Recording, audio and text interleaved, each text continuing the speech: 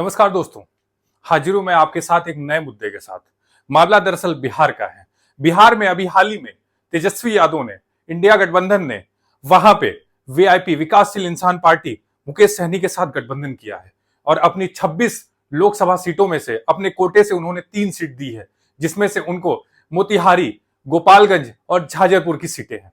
तो दरअसल आइए जानते हैं कि मुकेश सहनी है कौन।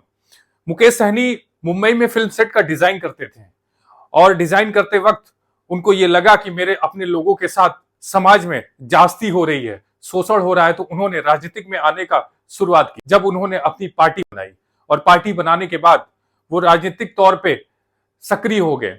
सक्रिय होने के बाद दरअसल उन्होंने 2020 में बीजेपी के साथ गठबंधन किया। गठबंधन करने के बाद बीजेपी ने उनको 11 सीटें दी।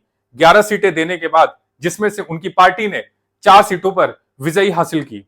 उन 4 सीटों में से विजय हासिल करने के बाद उनके एक सीट पे उनके विधायक की अकाल मृत्यु हो जाती है।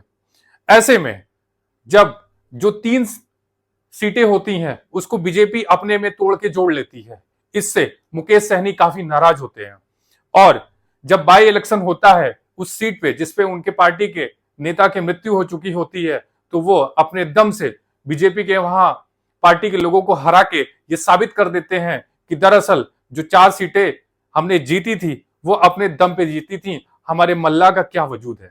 तो बात अब आते हैं मल्लाह पे कि दरअसल मल्लाह का जो वहां पे वोट बैंक है वो क्या है।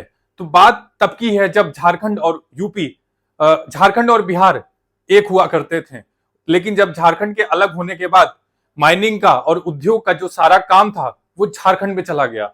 तो ऐसे में देखा गया था कि कैसे ढेर सारे मजदूरों का पलायन होना शुरू हो गया था। लेकिन एक ऐसी जाति थी जो सिर्फ वहीं की वहीं रह गई और वो थी मल्लाह। और मल्लाह क्योंकि गंगा नदी और असंख्य तालाबों की वजह से उनको अपना रोजगार वहीं पे मिल जाता था। और मल्लाह एक ऐसी जाति है जो कहीं पे भी माइग्रेट नहीं की और उसको वोट देने के लिए कहीं से भी वापस नहीं आना होता है। ऐसे में ठीक अगर हम देखा जाए तो हर लोकसभा कॉन्स्टिट्यूंसी पे मल्लाह की जो वोट है प्रतिशत है, या फिर कह सकते हैं 50 से 60 हजार है।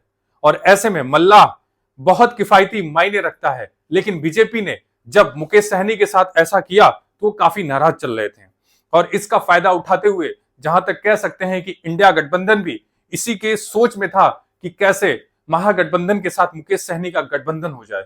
और उनको तेजस्वी यादव ने अपनी 3 कोटे से 3 सीटें मोतिहारी, गोपालगंज और झाजरपुर दे दी।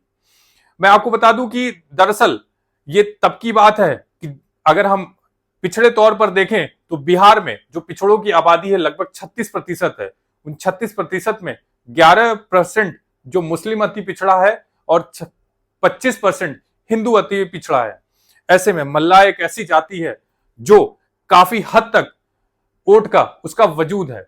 और ये कहते हैं कि मुकेश सहनी अगर अपने दमखम के साथ उन्होंने इंडिया गठबंधन के साथ लड़ाई लड़ ली तो ऐसा माना जा रहा है कि बीजेपी का दरअसल बिहार में जो क्लीन स्वीप का जो सपना है वो दूर रह सकता है, वो उससे अछूता रह सकता है। क्योंकि बीजेपी ने भी दरअसल अपने बाकी राज्यों में देखें या बिहार में देखें तो उसका गठबंधन साथियों के साथ उसका विश्वास जरा सा डगमगाता हुआ है। एक बार जब उसने, अभी हमने हाल ही में देखा था कि कैसे चिराग पासवान के साथ और अभी उनके चाचा पारसनाथ के साथ क्या किया।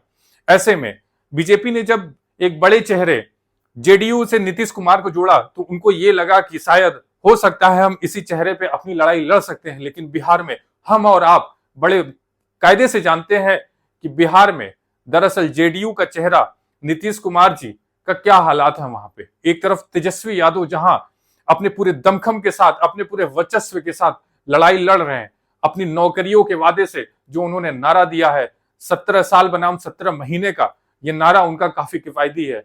तो युवाओं की बात करने वाले, रोजगार की बात करने वाले तेजस्वी यादव के साथ, इंडिया गठबंधन के साथ या कह सकते हैं महागठबंधन के साथ जो मुकेश सहनी ने ये अपना समझौता किया है चुनाव लड़ने का, ऐसा कह सकते हैं कि बीजेपी के लिए ये थोड़ा मुश्किल है। इसका क्या होगा ये तो आने वाले समय में चलेगा। लेकिन आप हमारे चैनल को लाइक और सब्सक्राइब करिए। बहुत बहुत धन्यवाद।